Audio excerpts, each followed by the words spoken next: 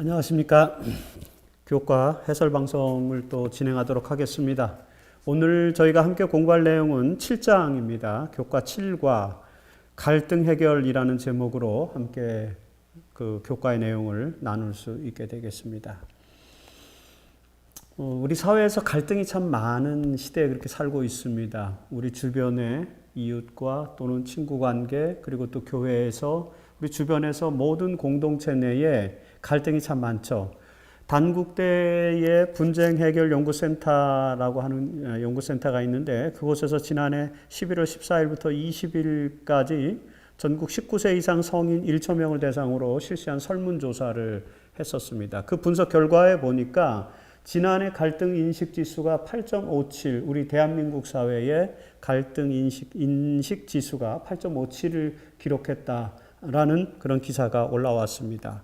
2008년부터 이런 연구를 시작했는데 최고치를 기록했다고 합니다. 예를 들어서 2008년 첫 조사에서는 8.20, 그리고 2009년에 8.50, 2010년에는 7.87 이렇게 조금씩 이렇게 들쭉날쭉하지만 2010년에 상당히 떨어졌다가 그리고 이후 지속적으로 올라서 2013년에는 8.40으로 조사되었는데 2014년에 8.57을 보여주고 있다는 것입니다. 이런 간단한 연구들을 통해서 우리는 우리 사회에 얼마나 갈등이 많은지, 갈등 사회, 갈등 구조 사회를 살고 있습니다. 그래서 갈등 사회라고 하는 책도 나왔습니다. 여러 권의 책이 있습니다. 그런 제목으로. 이런 갈등 사회에서 어떻게 갈등을 해결해 갈 것인가가 사회학적인 주제가 되는 것이죠. 우리 재림교인들, 특별히 그리스도인들이 하나님께서 우리에게 주시는 지혜의 말씀을 기초로 해서 사회적 갈등을 해결할 수 있는 파워를 갖게 된다면 그건 정말 이 사회에 복음을 전하는 그런 일이 아닌가라는 생각을 해보게 되는데, 사실 이런 갈등 문제는 고대 사회에서도 많이 있었던 것 같습니다. 왜냐하면 오늘 저희가 공부하는 잠언 17장에 나오는 여러 내용들이 그런 갈등 문제를 다루고 있고 갈등을 어떻게 해결할 수 있는지에 대한 지혜로운 실천적 말씀을 우리에게 주고 있기 때문에 그런 실천적인 아포리즘들을 잘 기억해서 갈등을 해결하는 데 도움이 되고 또는 갈등의 요소, 분쟁의 요소를 차단하는 데 큰 도움을 얻을 수 있는 그런 계기가 될 수 있을 거라고 생각을 합니다. 아주 유명한 말씀이죠. 잠언 17장 1절, 오늘의 기억절이죠. 마른 떡 한 조각만 있고도 화목하는 것이, 가난하지만 화목한 것이 부자, 제육이 집에 가득하고 또 다투는 것보다 나으니라. 갈등이 있으면 그 사회, 그 공동체, 그 가정, 그 친구 관계는 상당히 위기로 치달을 수밖에 없습니다. 오늘 우리 주변에 얼마나 많은 갈등의 요인들이 있는지를 깊이 생각해 보면서 갈등을 해결하기 위한 하나님의 말씀, 교훈은 어떤 것들인지를 같이 한번 살펴보도록 하겠습니다.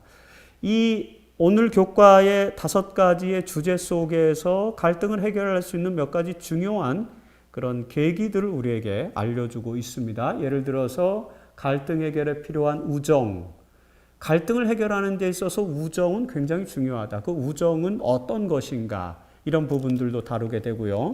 그리고 어떤 때는 충고가 절대적으로 필요할 때가 있어요. 그럴 때 갈등을 일으키지 않고 충고를 해줄 수 있는 그런 지혜의 원칙, 무엇인지를 월요일 소지에서 또 우리가 공부를 하게 됩니다. 그리고 대개 갈등의 요인, 갈등을 유발시키는 가장 큰 요인 가운데 하나는 어떤 인포메이션이 잘못 전달된다든지 커뮤니케이션이 올바로 이루어지지 않았을 때에 발생하죠.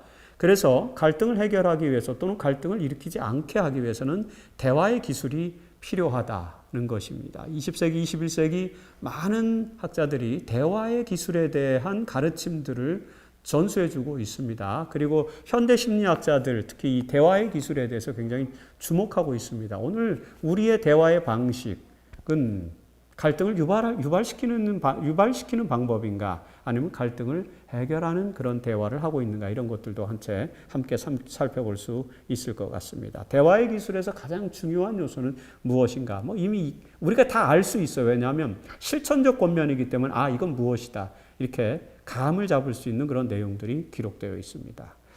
네 번째는 개인적인 확신에 대해서 내가 아무리 확신한다 할지라도 갈등을 일으키지 않도록 하기 위해서는 어떻게 해야 되는가 이런 부분들을 다루게 되겠습니다. 그리고 다섯 번째로 진실만을 말해야 하는 이유 무엇인가 이런 부분들을 같이 살펴보도록 하겠습니다.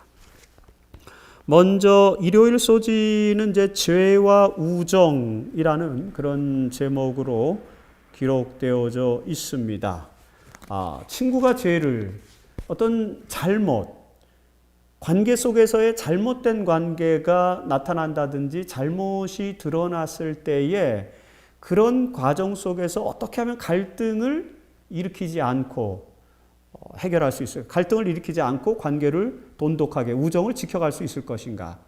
때로는 갈등이 발생했을 때에 어떻게 갈등을 해결할 수 있을 것인가? 이런 것을 생각하게 해주는 그런 권면의 말씀이 여기 있습니다.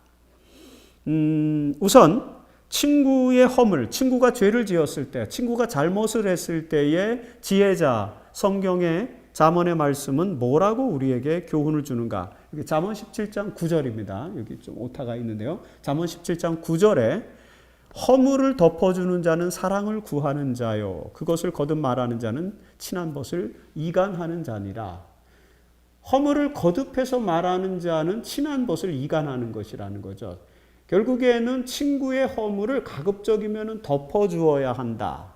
하나님께서 온 우주를 성령의 은총으로 또는 성령의 날갯깃으로 덮어주시듯이 물이 바다를 덮음같이 이렇게 하나님의 사랑과 은총과 자비와 용서, 축복이 우리를 덮어주는 것처럼 친구의 허물을 사랑으로 덮어주는 것, 이것이 참된 우정에 있어서 굉장히 중요한 것이다 라는 것이죠. 여기서 말하는 우정은 친구 간의 사랑 관계를 이야기할 수도 있어요. 자녀 간에, 그리고 부부 간에, 그리고 이웃 간에, 그리고 공동체 내에서 교우 간에 모든 관계 속에서 우리가 나누는 사랑의 관계, 그거를 우정, 필로스죠. 필로에.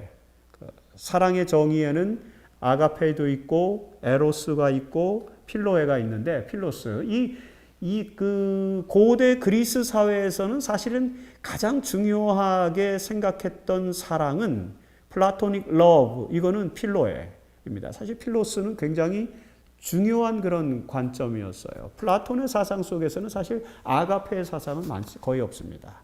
에로스가 인간의 보편적인 사랑의 속성을 가진다고 이야기를 하죠. 그리고 정말 진실한 사랑, 그리고 진실한 관계는 필로스, 우정이라고 하는 것을 강조를 합니다. 그렇기 때문에 우정이라는 개념이 단지 친구와의 관계, 친구와의 애정을 말하는 것을 넘어서서 모든 인간관계에서의 합리적인 관계를 우정이라고 말할 수 있는데, 그 참된 우정은 뭐냐? 상대의 허물을 덮어주는 것이다. 물론 그것은 사랑을 구해야만 가능한 것이죠. 그렇게 해서 친구의 허물에 어떻게 대응해야 하는지를 잠언 17장 9절에서 말씀해 주고 있습니다. 허물을 말하지 않고 덮어준다는 것은 무슨 의미입니까? 시편 85편 2절에서 용서하는 것이다 이렇게 말하고 있습니다. 주의 백성의 죄악을 사하시고 그들의 모든 죄를 덮으셨나이다. 덮었다라고, 죄를 덮는다라고 하는 것은 단지 그냥 덮어놓는 것 이상의, 덮어놓는 그런 개념이 아니라 용서한다고 하는 것이, 우리 마음속에서 그 친구의 죄와 그리고 친구의 허물을 없애버리는 것을 말하는 거예요. 사랑과 우정으로 그 모든 허물을 덮는 것입니다. 그렇게 되면은 그 사랑과 우정이 허물을 없애주는 것이죠. 그것이 진정한 의미에서 이제 덮는다라는 그런 표현으로 설명할 수 있는 것입니다. 이렇게 참된 우정을 지키기 위해서 친구의 허물을 덮어주고 다른 사람들의 죄를 용서하는 것, 이거 대단히 어려운 일이라는 거죠. 그래서 잠언 17장 17절에서 친구는 사랑이 끊어지지 아니하고 라고 이렇게 이 말씀을 토대로 해서 참된 우정을 지켜가기 위해서 우리가 많은 손해를 감수해야 하는, 그리고 많은 인내가 필요한 그런 말씀을 주시는 것입니다. 우정을 유지하기 위해서는 사랑으로 인해 겪게 될 손해를 감수해야 된다라고 하는 것입니다. 진정한 갈등을 해결하기 위해서 또는 갈등을 유발시키지 않도록 하기 위해서 우리에게 필요한 것은 뭐냐면은 사랑의 인내라고 하는 것입니다. 하나님께서 그렇게 해 주셨어요. 하나님께서는 우리를 친구로 여기시고 우리에게 그리스도를 보내주셔서 끊이지 않는 사랑으로 우리를 덮어주셨어. 감싸주시고 용서해주셨죠.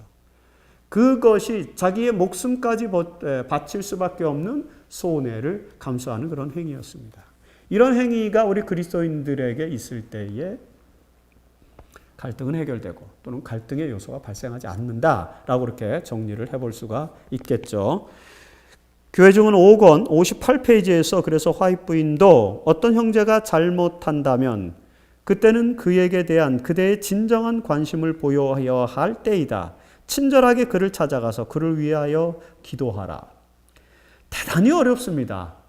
어떤 친구나 형제나 우리 주변에 누군가가 허물 또는 죄를 갖고 있을 때 나에 대해서 나와 더불어서 상당히 갈등을 유발시킬 수밖에 없는 그런 상황들이 발생했을 때 우리는 그 갈등의 문제를 해결하기 위해서 적극적으로 기도하면서 나서기보다는 사실은 그 갈등을 심화시키는 측면이 더 많이 있습니다.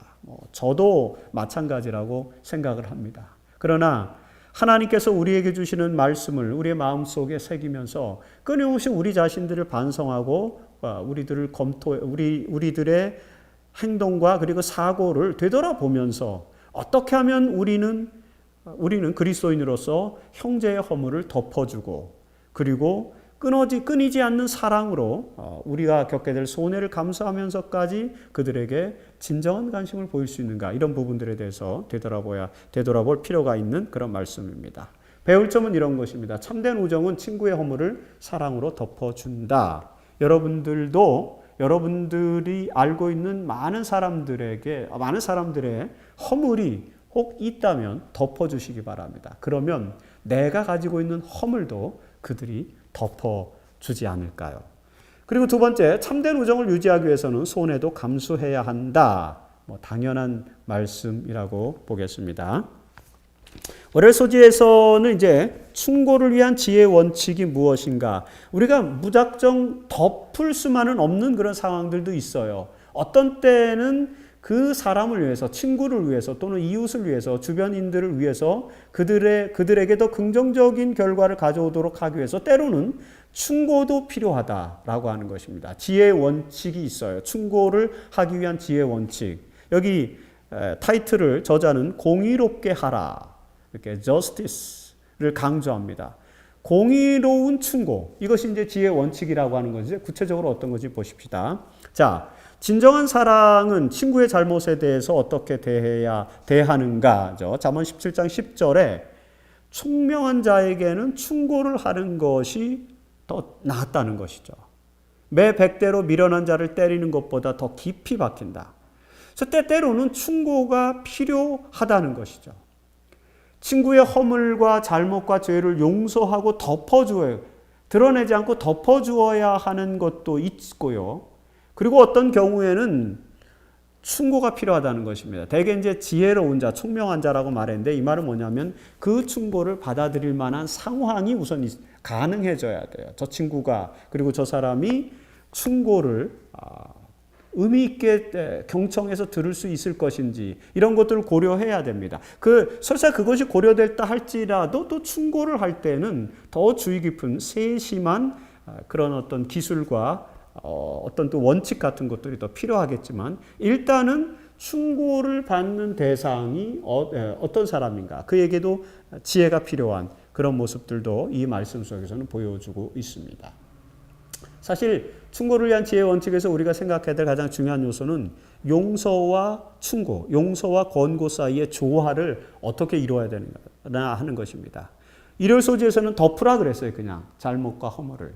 근데 월요일 소지에 가서는 또 그걸 공의롭게 충고하라 이렇게 했죠. 그 양쪽의 딜레마를 어떻게 조화롭게 가져가야 할 것인가 라고 하는 것입니다. 잠언 19장 25절에 명철한 자를 견책하라, 그리하면 그가 지식을 얻으리라, 또 이렇게 말씀하셨어요. 그래서 이 잠언에서는 총명한 자에게는 충고를 하고 명철한 자에게는 견책을 하라는 방식으로 설명을 하고 있는데, 이 말은 아마도 그 충고를 넉넉히 이해할 수 있고 받아들일 수 있는 조건과 환경 속에 놓여 있는 대상, 그런 대상을 말하지 않을까라는 그런 생각을 해보게 됩니다. 어떤 경우에는 충고를 해도 견책을 하면, 충고를 하거나 견책을 하면 그 자체가 상당히 관계를 더 나쁘게 만들고 그 친구를 없앳되게 만드는 그런 요소들도 있을 것입니다.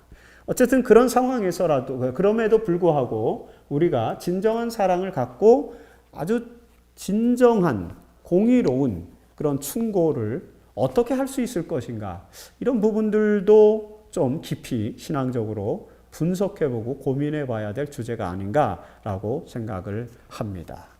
여기 그 요한복음 8장 11절을 가지고 충고를 위한 지혜의 원칙에 대해서 설명하고 있는데, 가늠하다 현장에서 잡힌 여인과의 이야기죠. 예수님께서 그 여인을 용서해 주셨어요. 나도 너를 정죄하지 아니하노니. 이미 용서를 주셨어요. 사실은 예수님의 행위 자체가 다른 모든 주변 사람들이 이 여인을 손가락질하고 여인을 돌로 치려고 하는 그런 상황 속에서 예수님께서 이 여인을 보호하시는 진솔한 모습 자체에서 허물을 덮어주고 용서해 주시는 그런 모습이 나오게 됩니다. 그리고 이제 모든 사람들이 다 떠나고 여인과 예수님이 단둘이 있을 때에 예수님께서 나도 너를 정죄하지 아니한다라고 더 확정해 주시고, 그리고 가서 다시는 죄를 범치 말라고 충고와 지혜를, 충고의 권면을 주시는 것입니다. 너를 정죄하지 않고 용서하니까 다시는 죄를 범치 말라, 이렇게 충고하는 것이죠. 결국에 이 사건에서 충고와 지적과 견책을 할 필요가 있는데, 반드시 그 충고와 지적은 사랑의 관계를 바탕으로 해야 된다는 거죠. 그 사람을 정죄하기 위해서, 그 사람을 폄하하기 위해서 충고하는 것은 절대로 도움이 되지 않는다. 그래서 그 대상을 미련한 자로 만들 수밖에 없다라는 것이죠. 그래서 충고를 위한 지혜의 원칙은 사랑의 관계가 반드시 바탕되어 있어야 하고, 그리고 그 대상이 총명하고 명철하게 충고를 받아들일 수 있는 그런 여유와 자세, 마음을 갖고 있어야 된다라는 사실을 이 말씀, 텍스트는 우리에게 보여주고 있습니다. 시대소망 462페이지에서 이 가늠하다 현장에서 잡힌 여인의 이야기와 연결해서, 그리고 그 외에 예수님의 용서에 대한 그런 말씀을 토대로 해서 이런 말씀이 주어졌습니다. 예수께서는 죄를 가볍게 하시거나 죄책감을 경감시키지 않으시는 동시에 정죄하려 하지 않으시고 구원하려고 노력하신다. 굉장히 절묘한 거죠. 그리고 신앙 가운데 이런 조화, 절묘함 필요하다는 것입니다. 공의롭게, 정의롭게 사랑의 관계를 바탕으로 진행돼야 된다라는 것이죠. 배울 점, 용서와 충고가 조화를 이루는 것이 지혜로운 관계를 유지하는 방법이다. 그렇죠. 그리고 두 번째, 충고와 지적이 필요할 때는 반드시 사랑의 관계를 바탕으로 해야 한다. 충고를 하고 싶으시거든, 권고를 하기 위해서는 반드시 그 대상을 사랑하는 마음, 그 대상과 사랑의 관계를 유지하고 그 사랑의 관계를 가진 이후에 충고를 해라. 충고를 하라. 그것이 충고를 위한 지혜의 원칙이라고 말씀하고 있습니다. 화해의 소지에 가서 갈등 관계를 해결하기 위한 가장 중요한 것, 대화의 기술이라는 것이죠. 특별히 대화의 기술에서 또 갈등 관계를 일으키지 않는 가장 중요한 요소는 무엇인가 하는 것입니다. 자, 잠언 18장 13절에 미련한 사람은 대화에서 어떤 실수를 반복하는가는 것입니다. 여기 잠언 18장 13절에 미련한 자는 사연을 듣기 전에 대답하는 자는 미련하여 욕을 당하느니라 라고 이렇게 하는 것입니다. 말이 앞서는 것입니다. 전체적인 내용을 다 분석하거나 파악하지 못한 채에 사전에 자기의 선입견을 가지고 이야기하는 것이죠. 그리고는 자기 소견에 옳은 대로 이야기하는 것이죠. 그런 것들이 결국에는 갈등을 유발시키는 요인이 될 수 있다라고 말씀하고 있는 것입니다. 그렇다면 지혜로운 자가 대화에서 보여주는 자세, 무엇인가? 지혜로운 자가 대화에서 보여주는 이 자세를 잠언 18장 21절에 이렇게 말하고 있습니다. 명철한 사람의 입의 말은 깊은 물과 같고 지혜의 샘은 솟구쳐 흐르는 내와 같으니라. 이렇게 말씀하고 있어요. 즉 다시 말해서 지혜로운 자의 말, 지혜로운 자가 대화에서 보여주는 말의 자세는 고요함, 심오함, 풍부함 이런 형태로 특징이 나타나고 있다는 것입니다. 그러니까 너무 급하게 말을 앞세운다든지 입이 빠르다든지 사연을 듣기 전에 또는 내용을 다 미처 파악하기도 전에 그리고 이 전체적인 맥락이 무엇이 단지 겉으로 드러나는 사실과 사건들이 중요한 것이 아니라 그런 사실과 사건들 이면에 들어있는 진실들이 중요한 것입니다. 원래 저널리즘의 핵심이라고 하는 것도 사건을 사실대로 보도하는 것이 아니라 사건에 나타난 사실 속에 들어있는 진실을 찾아서 보도하는 것. 그것이 저널리즘의 기본입니다. 사실을 이야기하는 게 아니에요. 그 사실 이면에 들어있는 진실이 무엇인지를 분석해서 한 발 더 깊이 들어가서 그 내용의 진실이 무엇인지를 보도하는 것. 그것이 이제 저널리즘의 기본인데 대화의 기술도 마찬가지라고 하는 것입니다. 겉으로 드러난 이렇게 말해지는 어떤 사실적인 이야기들, 대화들, 그 이면 속에 들어있는 진실, 본질이 있어요. 그 본질이 무엇인지를 알기 위해서는 이렇게 먼저 대답하는 것이 아니라 아주 깊고 고요하고 심오한 그런 자세를 가지고 있어야 된다. 명철한 사람의 입의 말은 깊은 물과 같아. 깊은 물은 소리가 나지 않죠. 깊은 물은 잘 드러나지 않아요. 하지만 그 깊이에 모든 생명체를 다 받아들일 수 있는 생명의 능력, 사랑의 풍부함, 심오함 있는 것이죠. 바로 그런 것이 지혜로운 자의 입의 말이다라고 하는 것입니다. 좀 진중하고 끝까지 경청하고 그리고 리스폰스는 굉장히 신중하게 이렇게 가져가고 그리고 어떤 사안들을 이렇게 단편적으로 이해하는 것이 아니라 그걸 종합적으로 사고하고 이해해서 종합적인 어떤 해결점이나 해답을 반응으로 보여주는 것. 그런 것이 이제 지혜로운 자의 대화의 기술이다라고 말할 수 있습니다. 그렇게 하려면 그렇게 고요하고 심오하고 풍부한 말을 하기 위해서는 뭘 해야 되는가? 대화의 기술에서 가장 중요한 거 경청을 해야 된다. 먼저 깊이 들어야 된다는 것입니다. 모든 정보를 다 들어야 되는 것이죠. 듣는 것, 경청 중요하죠. 어떤 한 사람과 대화를 나눈다 할지라도 그 사람이 처음부터 끝까지 말을 할 때 감정의 기복이 심하고 그 다음에 정보 전달의 방식이 다르고 그 내용 자체가 조금씩 다를 수 있습니다. 그래서 끈기 있게 깊이 있게 그 사람의 마음을 충분하게 듣기 위해서 경청을 하다 보면 지혜자의 말, 심오하고 풍부한 답변을 할 수 있는 그런 계기가 우리에게 주어질 수 있다는 것입니다. 야고보서 1장 19절에 내 형제들아, 내 사랑하는 형제들아, 듣기는 속히 하고 말하기는 더디하라. 그러니까 계속 열심히 들어라는 아주 충실하게 계속해서 경청하는 자세, 대화의 기술에서 가장 중요한 것입니다. 사실 상대방이 구체적으로 저 사람이 지금 어떤 상태에서 어떤 이야기를 하는 것인지를 그 진실의 맥락을 이해하지 않으면은 하는 말만으로는 진정한 상황을 이해할 수 없습니다. 그래서 죄송합니다. 더 깊게 말하기 위해서 깊이 경청하는 자세가 필요하다. 복음전도 629페이지에서 엿보이는 우리의 생애는 하나님께서 바라시는 생애, 곧 선한 말을 하며 친절하고 신중한 행동을 하고 온유와 순결과 사랑을 나타내는 일에 충실한 사람이 되는 그런 생애가 되지 않으면 안 된다. 하나님께서 바라시는 우리의 생애는 뭐냐? 선한 말을 하고 친절하고 신중한 행동, 온유와 순결과 사랑을 나타내는 일, 이런 것에 충실한 사람이다라고 볼 수 있는 것이죠.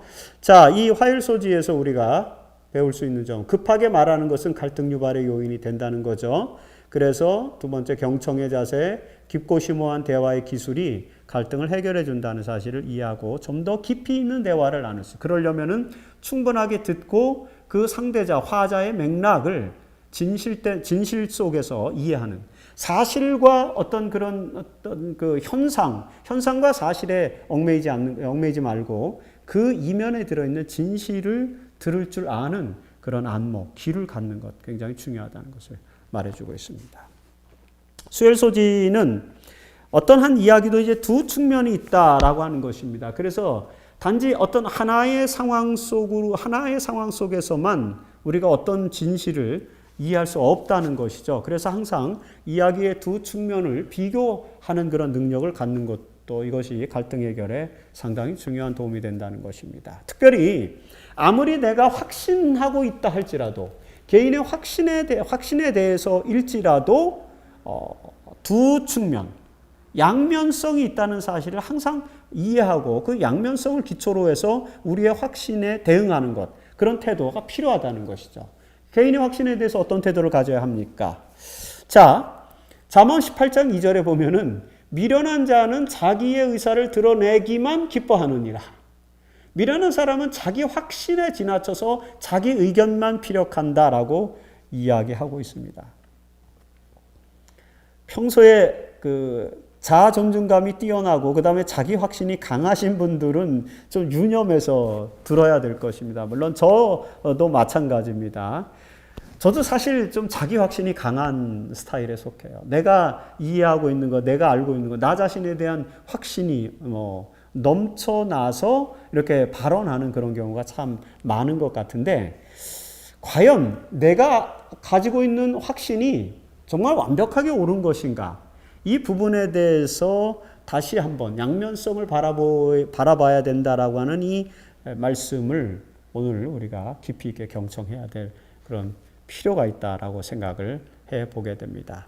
자기 의사를 드러내기만 기뻐하는 사람은 슬기로운 사람, 지혜로운 사람이 아니다라고 성경 말씀하고 있습니다. 그래서 자기 의사를 드러내기만 하는 것이 아니라 자기 의사가 옳고 그른지를 다른 어떤 의견들과 다른 내용들을 가지고 비교 검토할 수 있는 그런 판단력이 필요하다는 것입니다.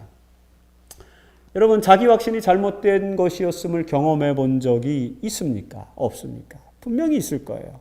우리는 내가 분명히 확신했지만 나중에 다양한 국면들을 다 다면적 요소들을 다 판별해 보니까 내 확신이 다소 잘못되었다라는 그런 생각을 가질 때가 굉장히 많습니다. 사실은 신학에 있어서도 마찬가지예요. 내가 알고 있는 내가 이것이 확실하다고 알고 있었는데 더 깊이 신학적 쟁점과 논의들을 연구하다 보면 그렇지 않은 요소들도 분명히 있다는 사실을 깨닫게 되게 됩니다.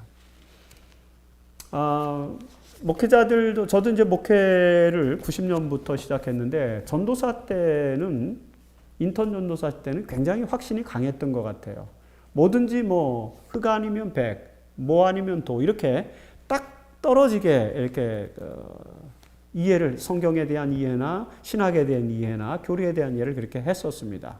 근데 점점 이제 목회 연륜이 쌓이고 그 다음에 신학적인 연구들이 깊어지면서 더 깊은 새로운 그런 요소들, 양적 국면들이 많이 있다. 다면적인 요소들이 있다는 사실을 알게 되면서 그 다면적인 요인들을 토대로 해서 우리가 가지고 있는 진리에 대한 확신을 더 깊게 가질 수 있다는 사실들을 깨닫게 됩니다. 그런 것들이 필요하다는 것입니다. 잠언 18장 17절에서 송사에서 먼저 온 사람의 말이 바른 것 같으나 그의 상대자가 와서 또 밝힌다는 거죠. 새로운 사실들을. 사실 관점에 따라서 달라질 수 있어요. 어떤 것을 어떤 관점에서 보느냐에 따라서 그 국면과 상황과 사태를 이해하거나 해석하거나 설명하는 게 상당히 달라질 수 있습니다.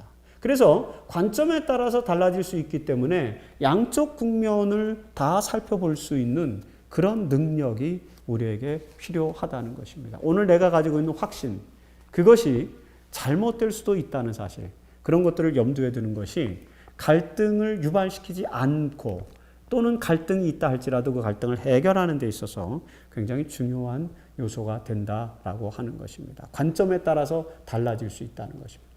사실 어떤 사물은 그냥 보여지는 대로 우리가 충분히 설명할 수 있고 보여지는 대로 이해할 수는 있어요.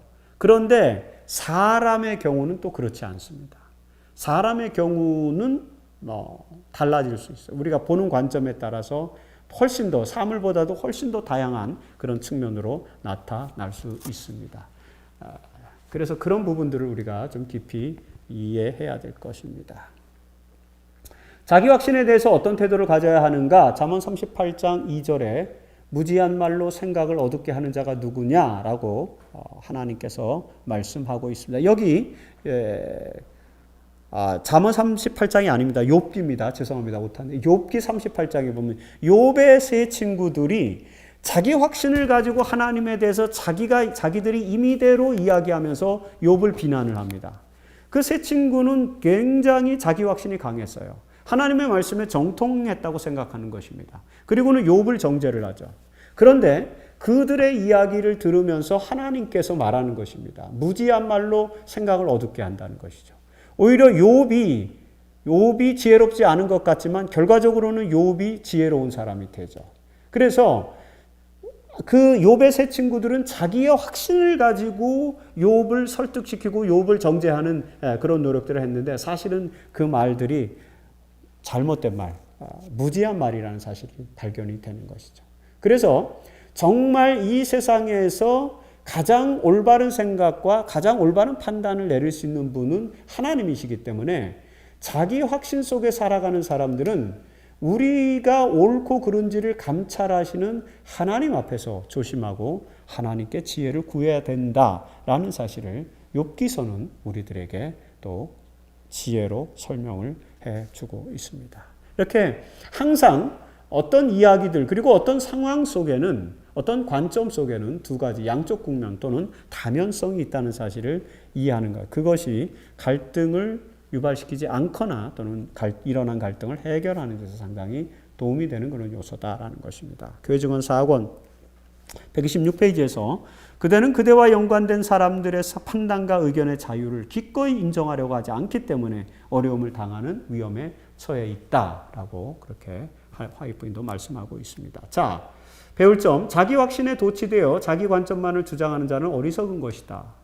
는 것이고요. 두 번째, 모든 것을 감찰하시는 하나님께 지혜를 구하고 우리의 확신을 겸손한 마음으로 확인해 보자라는 말씀을 정리할 수 있습니다. 목요일 소지에서는 이제 그 갈등을 해결하고 또는 갈등을 유발시키지 않도록 하기 위해서 진실만을 말해야 한다. 진실하라는 말씀을 주고 있습니다. 진실만을 말해야 하는 이유는 무엇인가? 당연하죠. 여러분, 진실하고 성실한 사람에게는 어떤 평가가 주어집니까? 잠언 19장 1절에서. 가난해도 성실하게 행하는 자는 입술이 패역하고 미련한 자보다 낫다는 것이죠. 비록 가난할지라도 부족할지라도 성실하고 진실한 삶을 사는 것이 입술이 패역하고 성실하지 못하고 진실하지 않은 사람들보다 훨씬 낫다면 너무나도 당연한 말씀인 것입니다. 우리는 부자가 되고자 노력하기 이전에 진실된 말을 하는 사람들, 성실한 행동을 하는 사람이 되어야 되는 것입니다. 그것이 그리스도인들의 삶의 자세죠. 오늘도 우리가 기도를 할 때, 우리의 자녀들을 위해서 기도할 때 성실하고 진실된 삶을 살 수 있도록 도와달라고 기도하는 것이 맞는 것입니다. 그런 기도를 우리가 드릴 때에 하나님께서는 그에게 다른 모든 축복들을 함께 더하여 주실 것이다 라는 것을 우리는 성경의 교훈을 통해서 많이 보게 됩니다. 진실하지 않은 사람은 거짓된 증인들인데요. 거짓 증인들, 궁극적 상태는 무엇입니까? 계속해서 잠언에서는 거짓 증인, 그리고 거짓말하는 사람들, 벌을 받게 될 것이고, 망할 것이고, 거짓 증인은 벌을 면하지 못할 것이고, 거짓말을 내뱉는 자는 망할 것이라. 그 상황에서 거짓말로, 거짓 증언으로 위기는 모면하고, 뭔가 잘 풀리는 것처럼 보일지 몰라도, 결과적으로 전체 인생에 있어서 그런 사람들의 삶은 결코 올바른 삶이 될 수 없습니다. 성공할 수 없는 것이죠. 성공이 꼭 궁극적인 목적이 아닐지라도 우리가 이 세상을 살아가는 의미와 목표를 놓고 볼 때에 진실된 말을 사는, 거짓 증인으로 살아가지 않고 진실된 증인으로 살아가는 것은 굉장히 중요하다라고 하는 것입니다. 진실한 말을 하는 것은 결국 어떤 일을 하는 것입니까? 잠언 19장 28절에 망령된 증인은 정의를 없인 여긴다라고 말했어요. 다른 말로 말하면 진실된 증인은 정의를 세운다라고 하는 말이 되겠죠. 이 세상에서 우리가 지금 가장 문제가 되는 건 무엇입니까? 현대사회에서 정의가 왜곡되는 것이죠. 의가 성취되지 않는 것입니다. 합리적이고 바람직하고 정의로운 사회가 된다면은 많은 사람들이 이 사회를 갈등 사회로 볼 수 없어요. 2014년대 한국 사회 갈등 지수가 저렇게 가장 최고치로 올라갔던 것은 사실은 세월호 사건 같은 그런 우리가 도저히 이해할 수 없는 비정의적이고 비상식적인 사건이 일어났기 때문에 그것으로 인한 국민적 트라우마의 영향이었거든요. 결국에는 만일에 우리가 살고 있는 사회가 정말 정의를 세우는 그런 사회로 나아간다면 신뢰관계가 구축이 되고 갈등 문제가 상당히 해결될 것입니다. 그런데 그런 정의를 세우는 것은 무엇이냐? 결국 진실한 말을 하는 것이다.